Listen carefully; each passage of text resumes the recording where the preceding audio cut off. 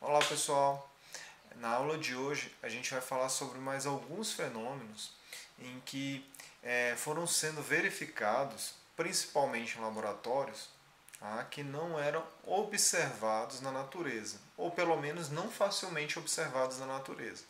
Por isso, o título da aula de hoje é Fenômenos Estranhos da Matéria. E esses fenômenos que foram sendo observados com o desenvolvimento de novos equipamentos, tá? E o desenvolvimento científico, principalmente pelas visões de matéria que Dalton e Thomson trouxeram e outros avanços, começou a se verificar alguns fenômenos em que essa visão da matéria, ou esse átomo, né, ou esse modelo atômico, não conseguia explicar. Então, na aula de hoje, veremos o que seriam esses fenômenos. O que vamos aprender nessa aula? Quais os fenômenos que foram observados em laboratório que deram origem a essa nova visão sobre a matéria que a gente vai ver na aula de hoje? Como a evolução da ciência leva ao desenvolvimento de novas tecnologias?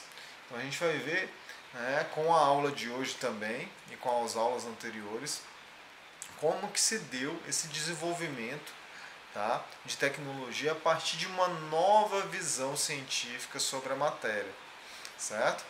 Em Dalton para Thomson e de Thomson para Rutherford, que a gente vai ver na aula de hoje. E como é descrito esse novo modelo de átomo, essa nova visão da matéria que foi proposta por Rutherford e seu grupo de pesquisa.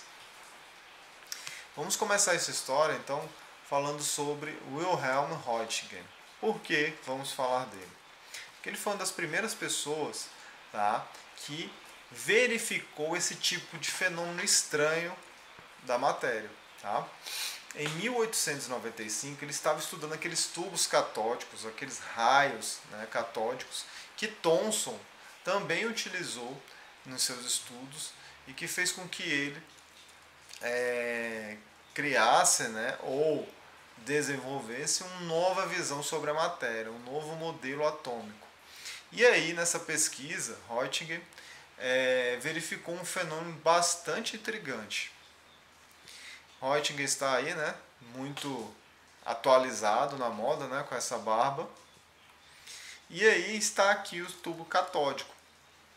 É um tubo de Crookes, né, ou de raios catódicos, onde você tem uma corrente elétrica que faz com que você tenha uma diferença de potencial entre esses dois locais, e aí um feixe de elétrons sai, né, de um local indo para o outro. No caso Röntgen, tinha um alvo aqui, certo? Onde esse feixe de elétrons iria colidir. E o que se verificou? Claro que ele não fez esse tipo de experimento já sabendo o que iria acontecer. Ele estava fazendo alguns experimentos e analisando dados. Então, esse experimento que ele fez, por exemplo, ele queria verificar, né, se havia algum tipo de fuga, vamos dizer assim, de radiação. Por que eu falo isso? Porque ele envolveu essa ampola, tá, com papel negro e desligou o laboratório, um completo escuro. Tá? Então ele pegou e embalou, né, vamos dizer assim, ou envolveu todo esse tubo com papel negro bem grosso, tá? Várias camadas de papel preto. Para quê? Para que não escapasse nenhuma luz aqui de dentro, nenhuma radiação, né? Pelo menos uma radiação visível. E o que ele notou? Num laboratório totalmente escuro e com essa ampola aí, ou esse tubo, envolvido em papel negro. Como no laboratório também ele fazia muitos estudos com materiais fluorescentes ou fosforescentes que iluminavam em contato com a radiação, principalmente radiação solar, certo? O que aconteceu? Ele tinha uma dessas chapas, que a gente chama de chapas fotográficas, ou seja, são chapas em que a luz provoca uma reação química nessa chapa, mudando a coloração dela. E o que ele percebeu? Ele percebeu que mesmo esse tubo estando envolvido por esse material opaco, que não deixa a luz visível sair, em determinados locais do laboratório dele, onde tinha essas chapas, ela ficava iluminada. Então isso intrigou bastante. O que será isso? Que tipo de radiação é essa que a gente não consegue enxergar? No entanto, ela consegue fazer com que haja uma reação química aqui, na superfície dessa chapa. Então, começando a investigar, colocando vários obstáculos, tá, entre a ampola ou entre esse tubo e a chapa fotográfica, ele observou alguma coisa que também é muito interessante. O que ele observou? Que quando ele colocava a mão sobre essa chapa, a chapa ficava impressionada desta forma, onde os ossos, né, e materiais metálicos conseguiam o quê? Não ser atravessados por esse tipo de radiação. Onde está mais negro aqui é onde a radiação provocou a reação química na chapa. Onde está branco é onde não provocou. Logo, esse tipo de radiação é absorvida, certo? Por esse tipo de material, que no caso é o esqueleto humano. Então, ele verificou esse grande potencial, ou grande potencial que essa descoberta poderia proporcionar, certo? Para o bem-estar da população. Uma vez que, se a gente conseguir enxergar, né, de alguma forma, os ossos sem precisar abrir, isso é uma grande vantagem, principalmente para a medicina, né, que a gente não precisa fazer uma abertura ou algum procedimento para saber se há ou não fratura. Esse tipo de descoberta já proporcionou, ou já houve a visualização, certo, de um desenvolvimento tecnológico imediato. Ele verificou que esse tubo, né, emitia radiações que impressionavam essas chapas, porém elas não conseguiam passar objetos ou materiais mais maciços. Como essa radiação não interagia, por exemplo, com o campo elétrico, ele deu o nome, né, desse tipo de radiação de raios X. Como vocês sabem, X é muito comum nas incógnitas, né, de equações matemáticas.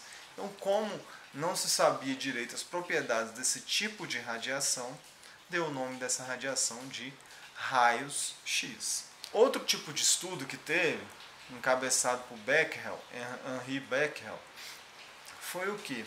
Com a descoberta desses raios X, e ele já estudando materiais fluorescentes, fosforescentes, né, e a relação desses materiais com o Sol, ele, né, decidiu estudar, tentar ver se havia alguma relação entre os raios-x e esses materiais fluorescentes. Então ele fez um experimento, ou estava trabalhando para tentar achar uma relação entre esses novos raios, ou esse novo tipo de radiação verificado, e materiais fluorescentes. Então aqui está um relato de como era esse experimento e o que ele fez, e aí os resultados deram avanço, né, em uma verificação de outro fenômeno que não tem nada a ver com os raios-x. Então vamos ler aqui. O que ele fez? De acordo com o relato dele, ele falou: cobriu uma chapa fotográfica semelhante àquela que Röntgen utilizava, certo? Com 2 folhas de papel negro grosso, tão grosso que a chapa não ficou manchada ao ser exposta ao sol durante o dia inteiro. Então ele pegou uma chapa, cobriu isso com folhas de papel negro muito grosso, colocou ao sol e notou que o sol, a radiação solar não chegava a esse papel, não interagia com as substâncias que estavam nessa chapa fotográfica. Logo, a radiação não consegue, pelo menos a radiação solar não consegue interagir com o que está ali dentro. Tá? Então o papel, essas folhas de papel, eram suficientes para não haver interação entre a radiação solar e o material que estava ali dentro. Então ele falou: coloquei sobre o papel uma camada de substância fosforescente e expus tudo ao sol por várias horas. Quando revelei, ou seja, quando ele fez uma reação química para observar se a radiação na chapa, se a radiação tinha chegado na chapa ou não, certo? Se houve uma reação química intermediada por uma radiação, o que ele observou? Ele percebeu a silhueta, ou seja, aquela uma mancha, certo? Provocada por essa substância fluorescente. A mesma experiência, ele falou, que podia ser feita com uma lâmina de vidro fina colocada entre a substância fosforescente e o papel. Então ele fez isso aqui porque ele queria excluir, por exemplo, a possibilidade de uma ação química resultante de vapores que poderiam emanar da substância quando aquecida pelos raios solares. Então, além do papel, como se sabe que o papel é um pouco poroso, ele quis excluir a possibilidade, por exemplo, daquele material fosforescente estar emitindo alguns vapores, alguma coisa que poderia ter feito a reação química em cima da chapa. Tá? Então o que ele fez? Ele ainda colocou um vidro por cima, separando a chapa do material. E aí ele conclui. Portanto, podemos concluir dessas experiências que a substância fosforescente em questão emite radiações que penetram no papel, que é opaco à luz. Então, com esse experimento, qual foi a ideia que ele teve? Qual foi o dado que ele teve? Né? O que ele obteve como resultado da sua experiência? É que, de alguma maneira, esse material fosforescente emitia radiação. E essa radiação, como os raios-x, ele consegue ultrapassar esse papel preto opaco à luz visível e consegue atravessar até uma camada de vidro.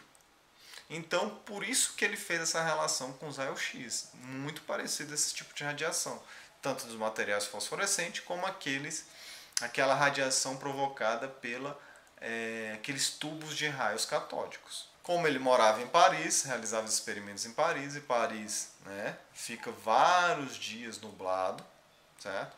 Ele pegou e guardou esses materiais dentro de uma gaveta. Quando ele foi revelar essas chapas fotográficas, ele notou que elas tinham sido manchadas. Então aquelas chapas fotográficas que ele não tinha submetido ao sol, que estava dentro de uma gaveta junto com esse material, certo? Elas também tinham sido manchadas. Então, o que ele pensou? O sol, de alguma maneira, não influencia nesse tipo de material. Olha aqui a mancha que foi provocada nessas chapas fotográficas. Então, o material estava aqui em cima, mesmo no escuro, essa chapa fotográfica tinha sido impressionada, ou seja, ela tinha sido manchada. Isso indica que radiação de algum tipo chegou aqui. Então, ele concluiu que esse material naturalmente emitia radiação.